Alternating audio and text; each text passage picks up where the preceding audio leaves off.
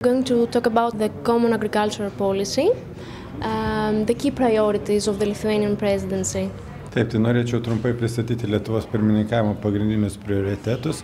Žinoma, jie labai priklausys nuo to, koks susitarimas bus pasiektas Liuksemburge per artimiausią tarybą ministrų, kurie įvyks ateinančią savaitę, o mūsų Lietuvos prioritetai pirmininkavimo metu tikimės, kad bus pasiektas susitarimas ir pirmininkavimo metu mes jau galėsime spręsti kitus klausimus.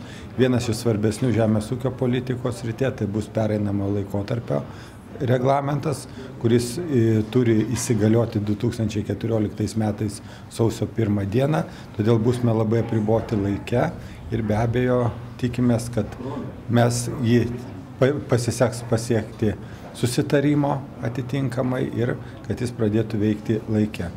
Kiti prioritetai tai yra būtent dėl žuvininkystės. One last question, please. Regarding the new CAP, what do you think if we take into consideration the fact that the Lithuanian farmers are going to gain more subsidies?